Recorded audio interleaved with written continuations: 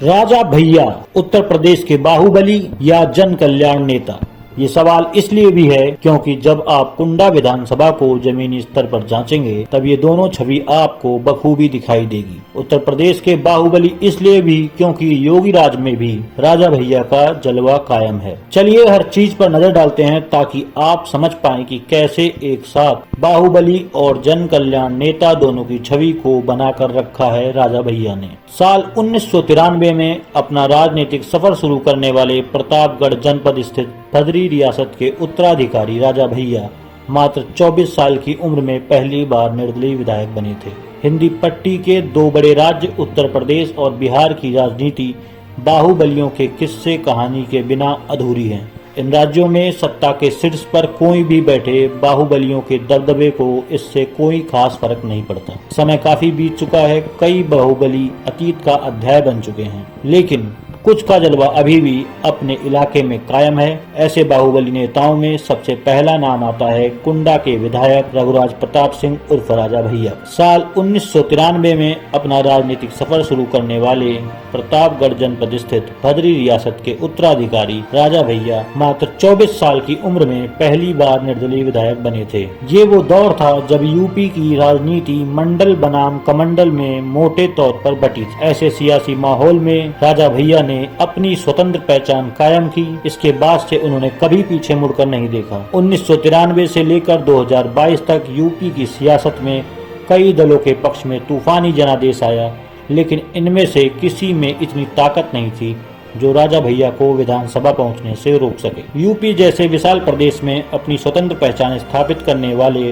रघुराज प्रताप सिंह के बारे में जितने किस्से और कहानियां अफवाहों के शक्ल में उड़ती है, भारत में शायद ही किसी राजनेता के बारे में ऐसा सुनने को मिलता होगा। साल 2022 में संपन्न हुए विधानसभा चुनाव में राजा भैया पहली बार किसी दल के बैनर तले चुनाव मैदान में उतरे थे। जनता एक बार फिर उन पर अपना भरोसा जताते हुए 7वीं बार विधानसभा पहुंचाया। तो आइए एक नजर शाही घराने से आने वाले इस राजनेता के अब तक के सफर पर डालते हैं। राजा भैया, जिनका एक नाम तूफान सिंह भी है, उनका जन्म 31 अक्टूबर 1967 को भदरी रियासत में हुआ था।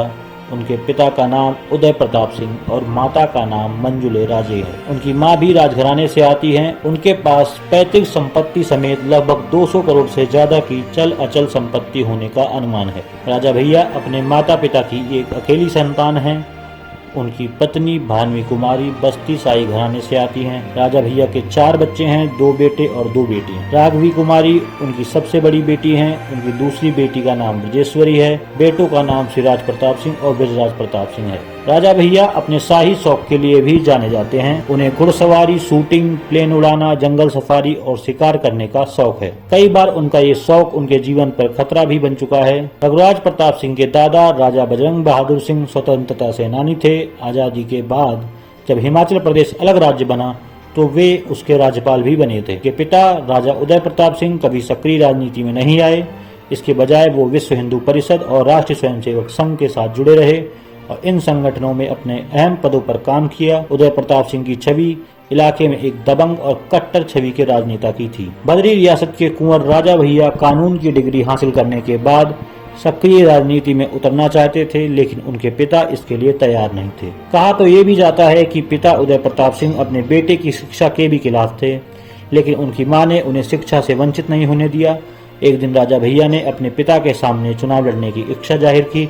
पिता ने उन्हें गुरुजी से अनुमति लेने को कहा। वहां से अनुमति मिलने के बाद उत्तर प्रदेश की सियासत में साल 1993 में रघुराज प्रताप सिंह का सियासी सफर शुरू हुआ। साल 1993 के बाद से कुंडा और राजा भैया एक दूसरे के पूरक बन चुके हैं।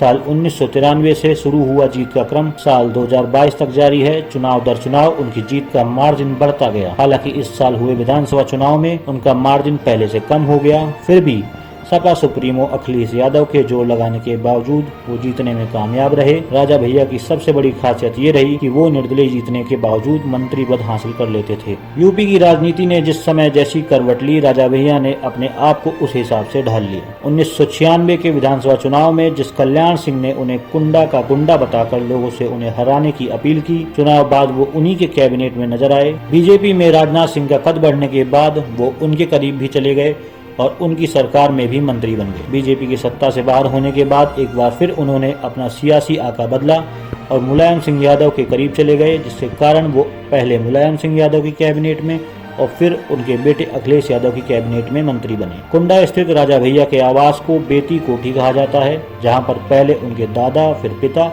और अब वो जनता दरबार लगाया करते हैं। आज भी सप्ताह में 2 बार ये दरबार लगता है, जिसमें बड़ी संख्या में फरियादी जुटते हैं। न्याय तंत्र सुलभ होने के बावजूद अभी भी वहाँ की जनता कोर्ट कचहरी के चक्कर लगाने की बजाय राजा भैया की अदालत में न्याय के लिए पहुँचती है। उनके दरबार में जमीन, परिवार से लेकर तमाम तरह के विवाद के मामले आते हैं, जिनका न्यायपूर्वक वो निपटारा करते हैं। राजा भैया के इसी बेती कोठी आवास के पीछे 600 एकड़ का तालाब है, जिसके बारे में कई खौफनाक किस्से मशहूर हैं। माना जाता था कि उस तालाब में राजा भैया ने घड़ियाल पाल रखे थे और अपने दुश्मनों को उसी तालाब में फेंक देते थे। इस तालाब से एक बार नरकंकाल मिलने के बाद इन अफवाहों ने और जोर पकड़ा। हालांकि राजा भैया ने इस बात को लोगों का मानसिक दिवालियापन बताते हैं। वो बताते हैं कि एक बार 1990 के दशक में पूर्व पीएम चंद्रशेखर के सामने बिहार के पूर्व सीएम लालू यादव ने उनसे तालाब में घड़ियाल रखने की बात पूछी थी। राजा भैया का यूपी की राजनीति में बसपा सुप्रीमो मायावती से 36 का आंकड़ा रहा है। मायावती ने अपने शासनकाल में राजा भैया और उनके पिता को अपहरण और धमकाने के मामले में जेल भेज दिया था। पिता के महल और बद्री कोठी पर पुलिस के छापे भी पड़े। मायावती सरकार ने राजा भैया पर पोटा जैसा कठोर कानून लगा दिया था। उन पर गैंगस्टर एक्ट के तहत भी मामला दर्ज हुआ था। हालांकि मुलायम सिंह यादव की सरकार आने के बाद उन पर लगे पोटा कानून की धाराओं को खत्म कर दिया गया। तब उनके समर्थकों ने नारा लगाया था, जेल के ताले टूट गए, राजा भैया छूट गए। राजा भैया लंबी चौड़ी हिस्ट्री सीट रखने वाले बाहुबली नेता हैं। उन पर 47 मुकदमे दर्ज हैं। वो किसी न किसी मामले को लेकर विवाद में आते रहे हैं। साल 2012 में कुंडा में डीएसपी जिया उल हक की हत्या कर दी गई थी। उनके क्षेत्र में हुए इस हत्याकांड की गूंज पूरे देश में सुनाई दी थी। राजा भैया मीडिया में खलनायक की तरह पेश किए जाने लगे थे। उस दौरान वो सपा सरकार में मंत्री हुआ करते थे। दबाव में आकर अखिलेश यादव ने उनसे इस्तीफा ले लिया। इस मामले की सीबीआई जांच कराई गई, जिसमें राजा भैया को क्लीन चिट मिल गई। नतीजतन उन्हें 8 माह बाद फिर से मंत्रिमंडल में शामिल कर लिया गया था। अब 2024 के इलेक्शन में देखना है कि राजा भैया अपना क्या दमखम दिखा पाते हैं। ऐसे ही और नेताओं के